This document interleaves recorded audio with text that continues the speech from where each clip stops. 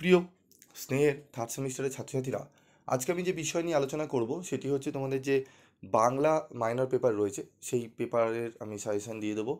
তো তোমাদের প্রিভিয়াস ভিডিওগুলোতে আমি আলোচনা করেছিলাম মডুল 1 এবং মডুল 2 নিয়ে। একদম চারটে করে প্রশ্ন বেছে দিয়েছিলাম, চারটে চারটে করে মডুল 1 থেকে চারটে এবং মডুল 2 থেকে চারটে প্রশ্ন বলে দিয়েছিলাম। আশা করি তোমরা সেই ভিডিওগুলো দেখে নিয়েছো। যদি দেখে না থাকো এখনই চ্যানেল ভিজিট করো, পরপর রয়েছে, তোমরা গিয়ে কিন্তু পেয়ে যাবে। এবং যা যা প্রশ্ন বলেছি সেগুলো ভালো করে তোমরা অনুশীলন করো। এবং তোমরা অনেকেই বলেছো, স্যার এত দেরি হচ্ছে কেন, আপনি রিপ্লাই করতে পারছেন না কেন, বা এত ভিডিও কম আসছে কেন? তো বেসিক কারণগুলো রয়েছে, তোমাদেরকে আগের ভিডিওতে আমি বলেছিলাম। তার কারণগুলো তোমরা জানো। কিছু রয়েছে অসাধু, মানে কি বলবো, ইউটিউবারে তাদের কাজকর্ম নেই, থাকে না, লোকের নামে ভিডিও বানিয়ে বেড়ানো, এই বানিয়ে। তো আমার কোনো অসুবিধার কোনো হয় না, শুধুমাত্র দেখছে আমার মানে ভিডিও বানিয়েও কোনো লাভ কিছু হচ্ছে না।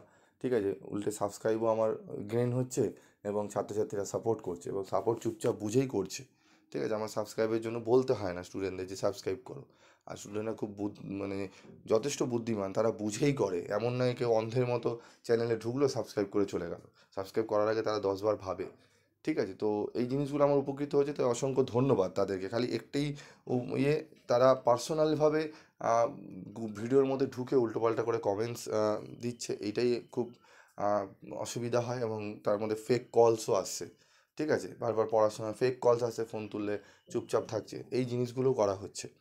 তো যাই হোক, দেখছি তার জন্য কি করা যায়। তবে তোমাদের বলবো, তোমরা পড়ায় ফোকাস রাখো। আমি একটাই কথা তোমাদের বলছি, তোমরাই পারো লোকেদের ব্যবসা, যারা অসাধু ব্যবসায়ী রয়েছে তাদেরকে ব্যবসা বন্ধ করতে।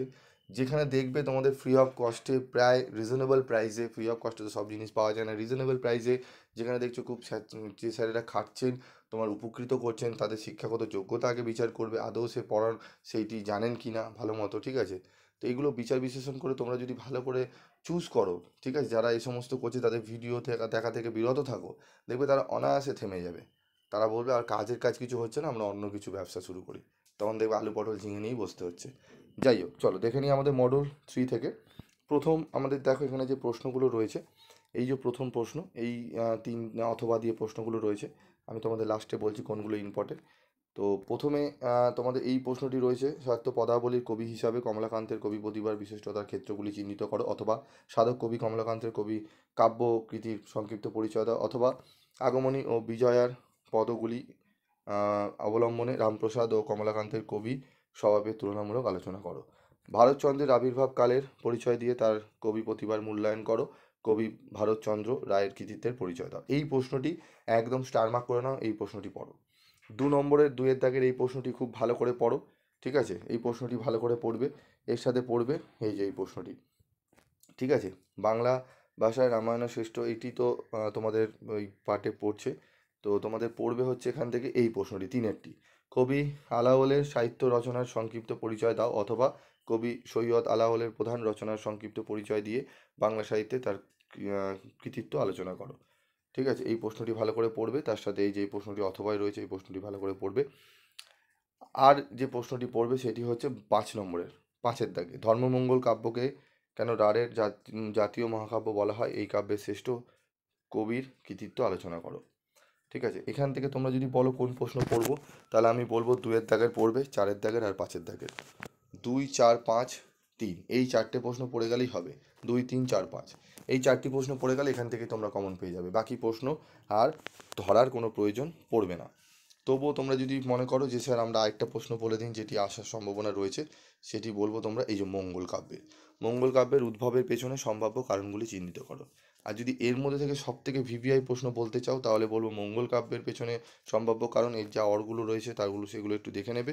এর সাথে যে প্রশ্নটি পড়বে সেটি হচ্ছে তোমাদের আহ, পাঁচের পাঁচের দাগের আর হচ্ছে 2-এর দাগের। তাহলে 2, 5 এবং তোমাদের 8, এই তিনটে খুব ভালো করে আগে রেডি করো। এই তিনটে রেডি করে নাও। ঠিক আছে, তারপর যেগুলো আমি আগের বললাম সেই প্রশ্নগুলো যদি করে নিতে পারো, একদম প্রশ্ন কমন পেয়ে যাবে। প্রথমে এই তিনটে প্রশ্ন ভালো করে নিতে হবে। ঠিক আছে, তো তারপর রয়েছে দেখো আরেকটি প্রশ্ন।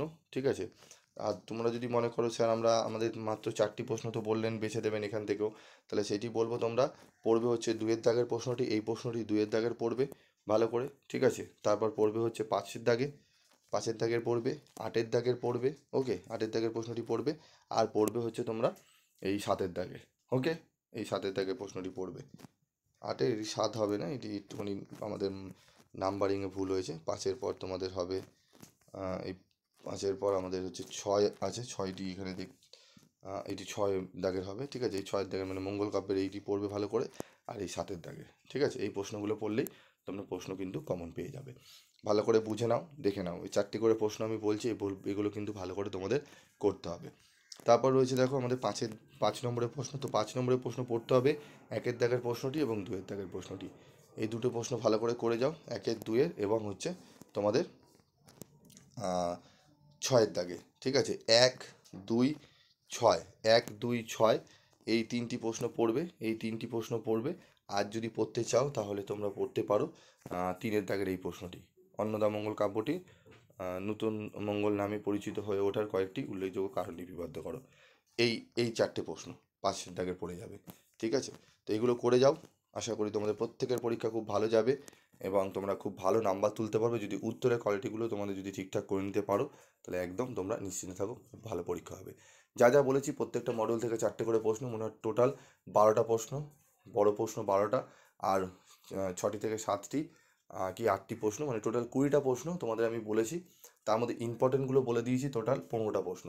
15টা প্রশ্ন পড়লেই তোমরা কিন্তু পুরো সিলেবাসটা কমপ্লিট করে নিতে পারছো, ঠিক আছে। তো ভিডিওগুলো পরপর দিয়ে দিয়েছি, তোমরা আশা করি আগের ভিডিওগুলো দেখে নিয়েছো।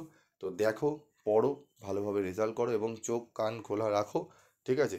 স্ক্যাম চ্যানেল থেকে দূরে থাকো, আমি বারবারই বলছি, উপকৃত হবে, ঠিক আছে। এবং যারা দেখবে যে অন্যান্য ভালো অনেক টিচার রয়েছে যারা এডুকেশান কোয়ালিফিকেশান যথেষ্ট খুব ভালো, ঠিক আছে, তারা পড়াচ্ছেন, সে সমস্ত চ্যানেলের সাথে থাকো, পড়ো, অনেকটাই তোমরা কিন্তু নিজেদের এগিয়ে নিয়ে যেতে পারবে।